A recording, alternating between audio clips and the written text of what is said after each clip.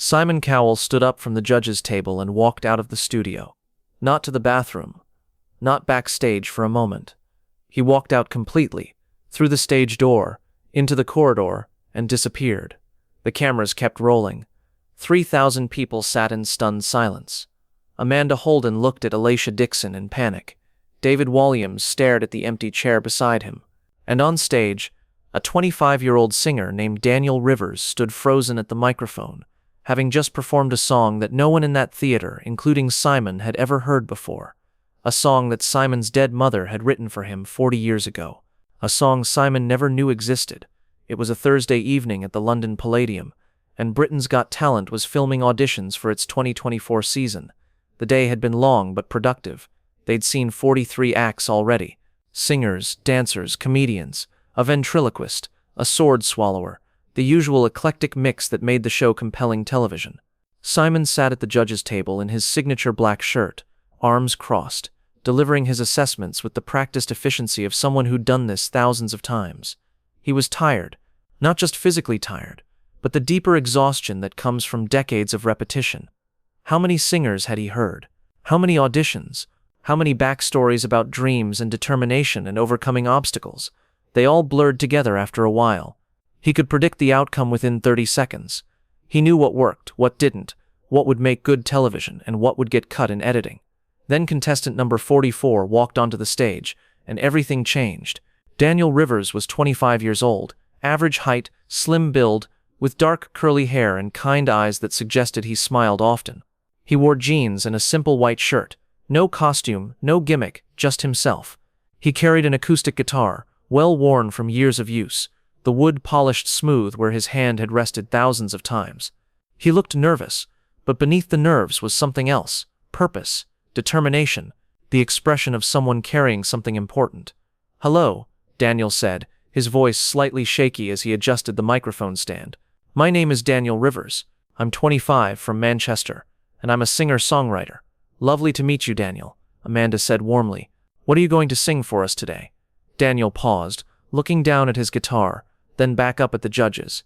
"I'm going to sing an original song. But before I do, I need to tell you a story. Because this song isn't just mine, it belongs to someone else, someone who can't be here to sing it herself." Simon's interest sharpened slightly. Original songs were always a risk. They could be brilliant or terrible, and there was no familiar melody to carry a weak performance. But something in Daniel's tone suggested this wasn't going to be a typical audition. "Go ahead," Simon said, his voice neutral but attentive. Daniel took a deep breath. "My grandmother passed away 3 months ago. Her name was Julie Brett. She was 78 years old, and she'd been battling dementia for the past 5 years. Toward the end, she didn't recognize me most days. She didn't remember my name, or her own daughter's name, or where she was. But sometimes, on good days, she'd remember fragments of her past, stories from when she was young." The audience was quiet now, settling into the familiar rhythm of a contestant's emotional backstory. Amanda's expression had softened into sympathetic attention. Alicia leaned forward. David looked curious, and Simon remained still, his face unreadable, waiting to see where this was going. "About 6 months before she died," Daniel continued, "I was visiting her in the care home. She was having a good day, more alert than usual, more present. She looked at me and said, 'Danny, there's something I need to tell you. Something I should have done 40 years ago but never did.' She asked me to bring her an old wooden box she kept in her room. I'd seen it before but never looked inside. She said it was time." Daniel paused, emotion catching in his throat. Inside that box were letters, photographs, and a leather journal filled with handwritten lyrics, songs my grandmother had written throughout her life. She'd been a singer when she was young, performed in local clubs in London in the 1970s, even cut a few demo recordings that never went anywhere. But she never stopped writing songs, dozens of them, all in that journal, none of them ever recorded or performed. "That's beautiful," Alicia said gently. "Was she a talented writer?" "She was incredible," Daniel said, his voice thick with emotion. "The lyrics were poetry, deep, honest, full of life experience. Some were about love, some about loss, some about just trying to make it through difficult times. But there was one song that she pointed to specifically, one she said was the most important thing she'd ever written." Daniel carefully pulled a piece of aged yellowed paper from his guitar case and held it up so the judges could see, though they were too far away to read it. "This is the original handwriting, my grandmother's handwriting from 1983. The title is For My Son, and she told me something that I couldn't believe at first, something that changed everything. The theater was absolutely silent now. Simon's posture had changed imperceptibly. He'd uncrossed his arms, leaned forward slightly, his full attention now locked on Daniel, in a way it hadn't been moments before. My grandmother told me that in 1983, when she was working as a secretary at EMI Records in London, she had a brief relationship with a young man who worked there, a junior producer, ambitious and driven, just starting to make a name for himself in the music industry. The relationship lasted about 4 months before he moved on to a bigger opportunity at another company. They lost touch. But during those 4 months, my grandmother fell completely in love with him, and when the relationship ended, she was heartbroken. Daniel looked directly at Simon Cowell. She wrote this song during that time, for my son. But it wasn't for her son. She wouldn't have my mother until years later, with someone else. The song was for the man she loved, the man she called her son, because that's what his mother always called him, a term of endearment. My son, Simon. The gasp from the audience was audible and immediate. Amanda's hand flew to her mouth. Alicia's eyes went wide. David sat up straight, and Simon Cowell sat frozen, his face drained of color, staring at Daniel with an expression of complete shock. "That's not possible," Simon said, his voice barely above a whisper. "Her name was Julie Brett," Daniel said gently. "She worked at EMI Records from 1982 to 1985. She was a secretary in the A&R department. Do you remember her, Mr. Cowell?" Simon's hands were gripping the edge of the judge's table. "Julie," he whispered. "Julie with the red hair. Julie who loved jazz music. Julie who—" He stopped, unable to continue. "Yes," Daniel confirmed. "That was my grandmother. She said you were kind to her, that you made her laugh, that you were 23 years old and determined to change the music industry. She said she knew you were destined for great things, that you had something special. But when you left EMI for a better job, the relationship ended. She never saw you again. She followed your career from a distance, watched you become one of the most powerful people in entertainment, but she never reached out. She said it wouldn't have been appropriate." Simon was breathing shallowly, his face showing a mixture of shock, confusion, and something that looked like grief. "I remember her," he said, his voice shaking. "I was 23. It was my first real job in the industry. She was wonderful, smart, funny, talented. She used to sing while she filed paperwork. I remember thinking she should have been the one making records instead of filing paperwork about other people's records. But I was young and stupid and ambitious, and when I got the offer to move to another company, I left. I didn't look back. I was so focused on the next step, the next opportunity." "She understood," Daniel said softly. "She never blamed you. She said you were following your dream, and that's what people should do. But after you left, she was heartbroken, and she wrote this song, For My Son. It's about loving someone who's meant for bigger things than you, about watching someone leave because they have a destiny you can't be part of, about being grateful to have known them, even briefly, and wishing them well even though it breaks your heart." Simon looked like he'd been punched in the stomach. "She wrote a song, for me, about you," Daniel corrected gently. "She never meant for you to hear it. She wrote it for herself, to process her feelings, to find closure. She put it in that journal and never took it out again. She moved on with her life, married my grandfather, had my mother, built a good life, but she never forgot you. She said you were the one that got away, not in a bitter way, but in a bittersweet way. The person who showed her what it felt like to really love someone, even if that love couldn't last." "Why now?" Simon asked, his voice rough with emotion. "Why tell me this now? Why bring this to—" He gestured helplessly at the stage, the cameras, the audience.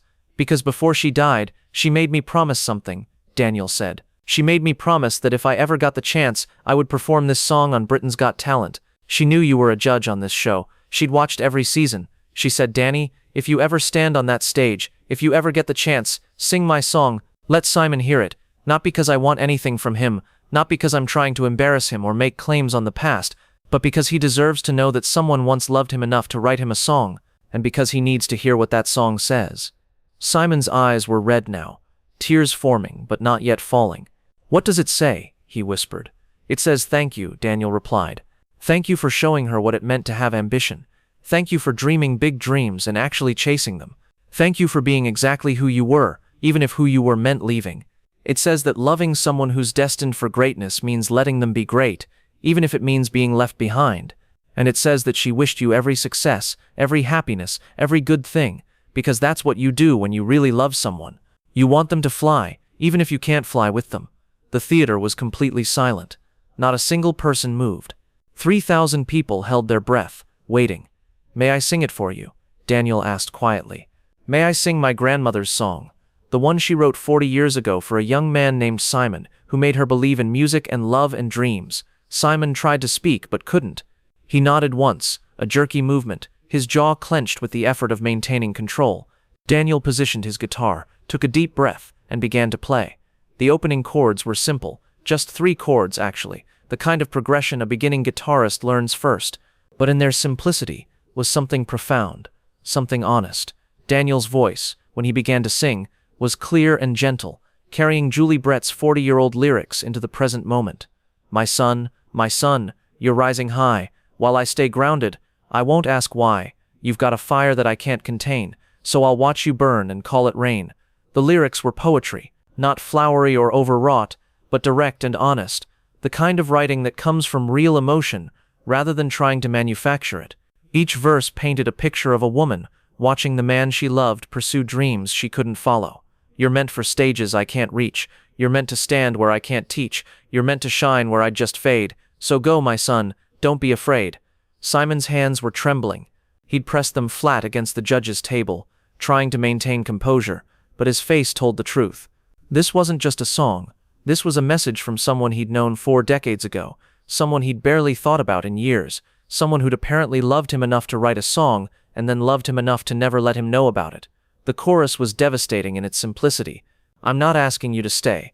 I'm just grateful for the day when you smiled and called me yours, before you walked through bigger doors, and if you never think of me, that's all right. That's how it should be, 'cause loving you means letting go. That's the only love I know." Amanda was crying openly now. Alicia had tears streaming down her face. David looked gutted, and Simon sat absolutely still, tears now falling unchecked down his face, making no attempt to wipe them away or hide them. The second verse was even more personal. "I watched you dream in black and white, turn every day into a fight, to make your mark, to leave your name, and I knew I couldn't be part of that flame, so I'll be the candle in the window, burning bright for you to see, as you chase the stars above. That's my kind of love." Daniel's voice was steady, but emotion infused every word. He wasn't just singing his grandmother's song, he was channeling her. The woman who'd loved Simon Cowell before he was Simon Cowell, before the fame and the fortune and the power, when he was just a 23-year-old kid with big dreams and determination to match. The bridge was where the song transformed from bittersweet to transcendent. And if someday you're standing tall, looking back at it all, and you wonder who believed before the world could see, it was me, my son, it was me. I saw the king you'd come to be, and I bowed before your throne, by loving you and letting go. That's when Simon stood up, not dramatically, not making a scene. He simply stood, slowly, as if his body moved without his mind's permission. He looked at the other judges, at the audience, at Daniel still singing on stage. Then he turned and walked away from the judges' table. He walked past the producers in the wings, past the security guards, past the crew members. He pushed open the heavy stage door that led to the backstage corridor, and he walked out, letting the door swing shut behind him. Through the door's small window, crew members could see him in the corridor, his back against the wall, his hands over his face, his shoulders shaking. On stage, Daniel continued singing. The song's final verse brought it home. "So fly, my son, fly away. I'll be here another day, watching you on screens that glow, proud of all you've come to know. You won't remember me. I know, that's all right, it's fine, because I remember you, and that's enough. That's my design." The final chorus repeated, but softer, like a lullaby or a prayer. "I'm not asking you to stay. I'm just grateful for the day when you smiled and called me yours, before you walked through bigger doors." The song ended with a simple guitar chord that rang out and slowly faded into silence. Daniel let the note die completely before he looked up at the judge's table, at the empty chair where Simon had been sitting. Amanda was sobbing. Alicia couldn't speak. David looked at the stage door where Simon had disappeared, then back at Daniel. "That was," he started but couldn't finish. Should someone check on Simon?" Alicia asked, looking at the producers in the wings. But before anyone could move, the stage door opened again. Simon Cowell walked back into the studio. His eyes were red and swollen. His face was blotchy from crying. His carefully maintained composure was completely abandoned. He looked devastated and transformed at the same time. He walked directly to the stage, not to the judge's table, to the stage. He climbed the steps, something he almost never did during auditions, and walked straight to Daniel Rivers. "Do you have the original?" Simon asked, his voice hoarse. "The paper, your grandmother's handwriting. Do you have it?" Daniel carefully pulled the yellowed piece of paper from his guitar case and handed it to Simon. Simon took it with trembling hands, looking at the lyrics written in faded blue ink, in handwriting he didn't recognize but somehow knew was genuine, knew was Julie's. "For my son," Simon read aloud, his voice breaking. "Written June 1983. He looked up at Daniel. "I left EMI in May of 1983. She wrote this right after I left." "Yes," Daniel confirmed. Simon read through the lyrics, his lips moving silently, tears falling onto the old paper. When he finished, he looked at Daniel with an expression of such raw emotion that everyone watching felt like they were intruding on something private. "I was a stupid 23-year-old kid," Simon said. "I was so focused on my career, on making it, on becoming someone important, that I didn't see what was right in front of me. She was special. She was kind and talented, and she saw something in me before I'd done anything to deserve it. And I just left. I didn't even say goodbye properly. I just took the new job and moved on. She didn't want you to feel guilty," Daniel said gently. "That's why she never reached out. She said you were meant for bigger things, and she was happy for you. She followed your career. She watched you on TV. She was proud of you, Mr. Cowell. She'd tell me stories about a young man I once knew, and how he'd become so successful. She never said it with bitterness or regret, just pride, like watching a child grow up and achieve their dreams." Simon wiped his face roughly with his hand. Was she happy? "Your grandmother. Did she have a good life?" "She did," Daniel assured him. "She married my grandfather 5 years after you left EMI. He was a music teacher, and they were very happy together until he died 10 years ago. She had my mother, and my mother had me. She worked as a vocal coach for local theater productions. She sang in church choirs. She had friends and a community, and a life full of music and love. She didn't spend 40 years pining for what might have been. She moved forward, but she also never forgot you. You were a chapter in her life, an important one, and this song was her way of closing that chapter with grace." Simon looked at the lyrics again. "She wrote that loving me meant letting me go, that she bowed before my throne by loving me and letting go. She made her heartbreak sound like an act of devotion. That's what real love looks like sometimes," Daniel said quietly. "Not holding on, but knowing when to release. Not asking someone to be smaller so you can keep them, but celebrating them becoming larger even if it means they leave. My grandmother understood that. She loved you enough to want you to succeed, even if your success meant you'd never be hers." Simon folded the paper carefully, reverently, and looked at Daniel. "Why did she want me to hear this? Really? Because she was dying," Daniel said simply.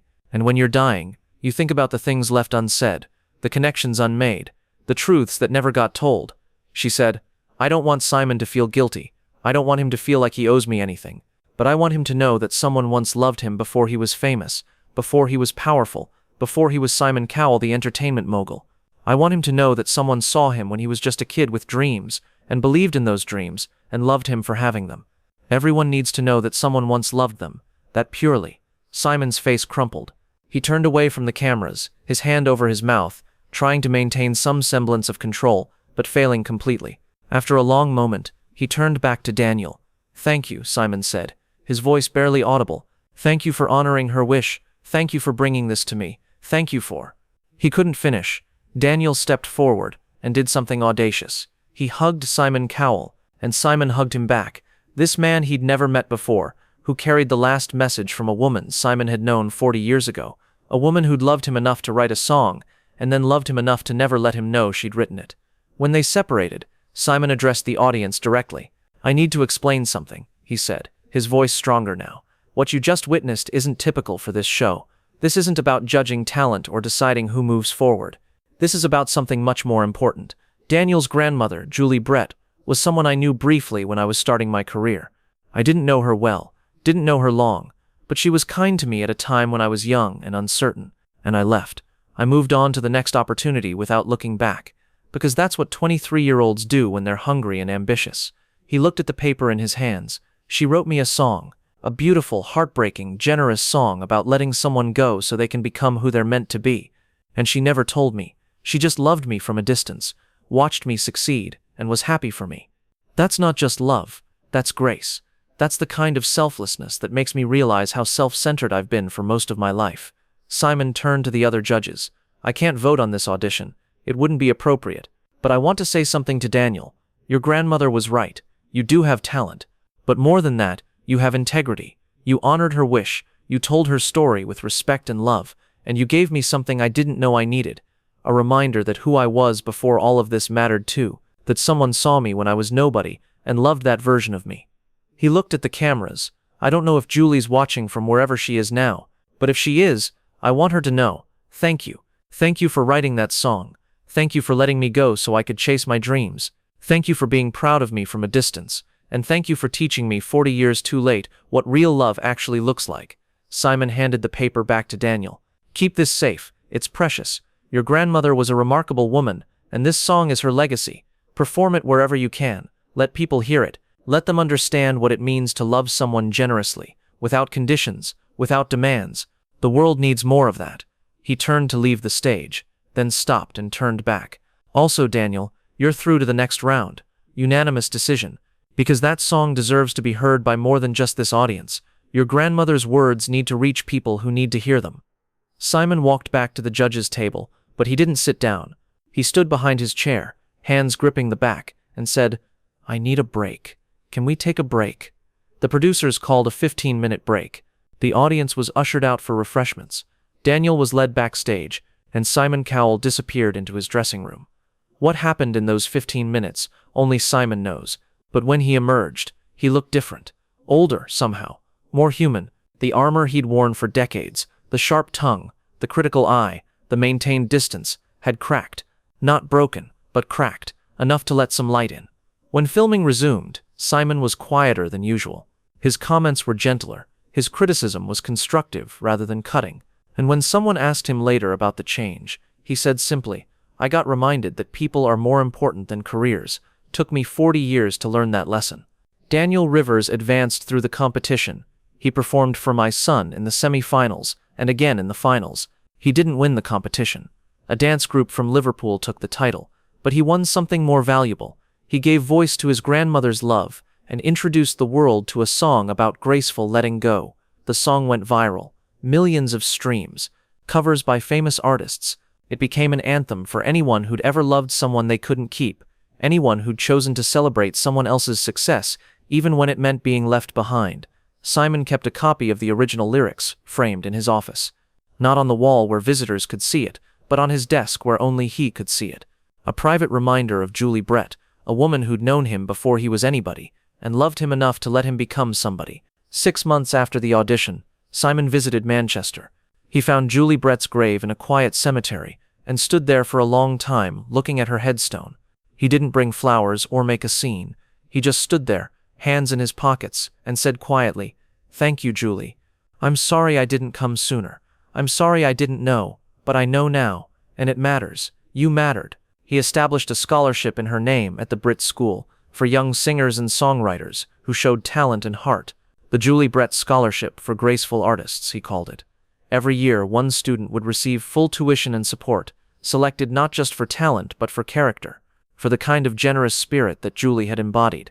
Daniel Rivers became a regular performer, touring small venues and writing songs about real people and real emotions. He always opened his shows with "For My Son," explaining that it was written by his grandmother for a young man she loved 40 years ago. The audiences would listen in rapt silence, understanding they were hearing something rare, a love song that asks for nothing, expects nothing, demands nothing, just celebrates and releases.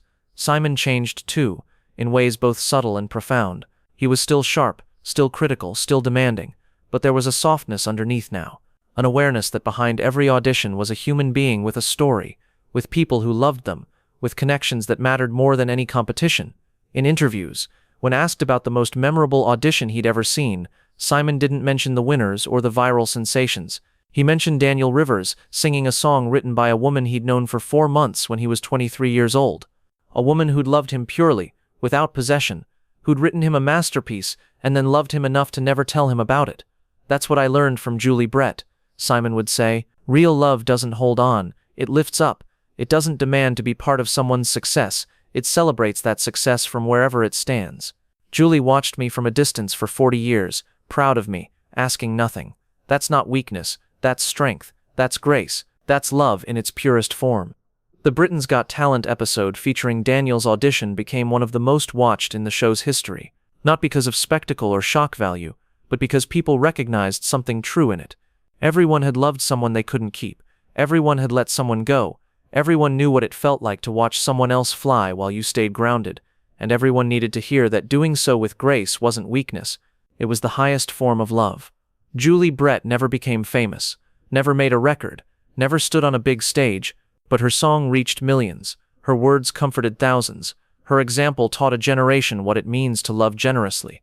And she gave Simon Cowell, a man who had everything material success could provide, the one thing he didn't know he was missing, the knowledge that someone had once loved him for who he was, not what he would become. That's not entertainment, that's transformation. That's a 23-year-old kid named Simon, being reminded by a 78-year-old woman named Julie that ambition without compassion is empty, success without grace is hollow, and being loved purely, even if only for 4 months, 40 years ago, matters more than any throne you'll ever sit on. Simon walked out of that studio when Daniel sang Julie's song, but he walked back indifferent, changed, reminded that he was human before he was powerful, that he was loved before he was famous, that someone once saw him and chose to let him go so he could soar. That's Julie Brett's legacy. That's what For My Son really means.